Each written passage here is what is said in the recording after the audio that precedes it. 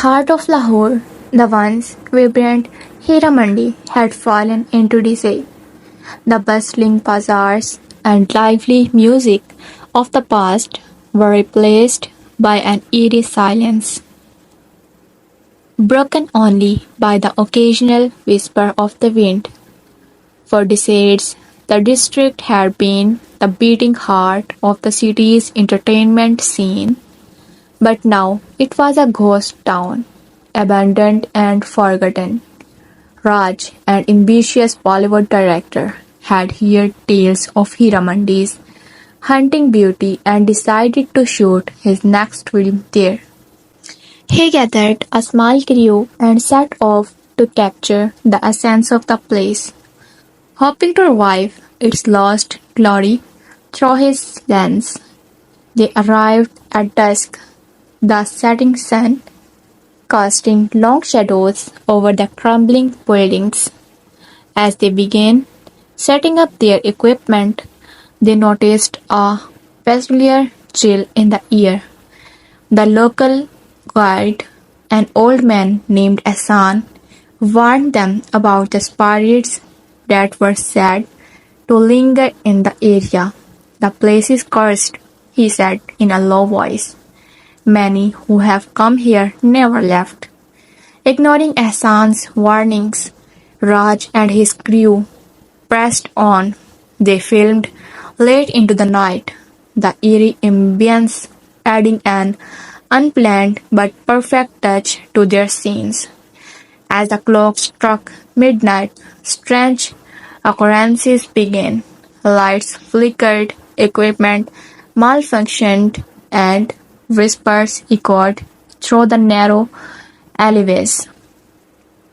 Though no one was there, it was during a particularly intense scene that they first saw her, a spectral figure dressed in traditional attire, her face obscured by a veil.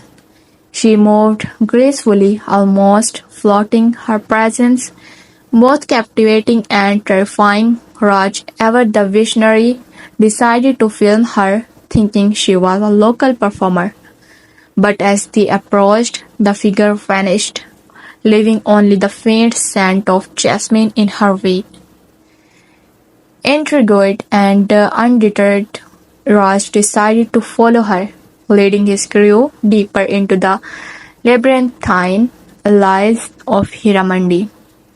They soon found themselves in front of an old, dilapidated mansion. The air grew colder, and an oppressive silence enveloped them. Raj, driven by a mix of curiosity and ambition, pushed open the creaking door. Inside, the walls were adorned with faded portraits of dancers and musicians from a bygone era. The floor was covered in a thick layer of dust, untouched for years. Suddenly, the door slammed shut behind them. Panic set in as they realized they were not alone. Shadows danced on the walls, and disembodied voices whispered in languages they did not understand. The spectral figure appeared again, this time closer. Her veil lifted, revealing hollow eyes and a sorrowful expression.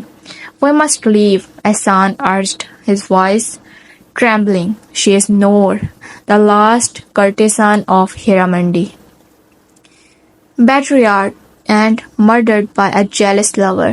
She haunts this place, seeking vengeance." As it tried to escape, the mansion came alive with malevolent energy. Objects flew off shelves. Unseen hands clawed at them, and the air grew thick with a suffocating presence.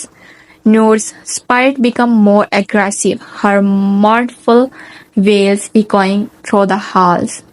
One by one, the crew members were taken, their screams swallowed by the darkness.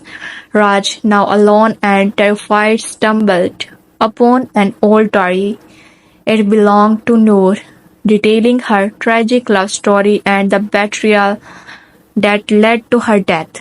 In a final act of depression, Raj called out to her, promising to tell her story to the world, to give her the justice she deserved. The mansion fell silent. Noor's spirit appeared one last time, her eyes filled with a strange mix of sadness and gratitude. She whispered, "Fulfill your promise," before vanishing into the night.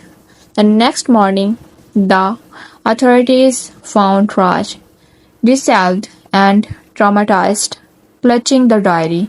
He kept his promise, turning Noor's story into a film that captivated audiences worldwide. Heeramandi, once forgotten, became a place of intrigue and legend, its haunted past forever etched into the annals of Bollywood history. But those who knew the true story whispered that Noor's spirit still lingered, watching, waiting for the day her tale of love and betrayal would finally set her free.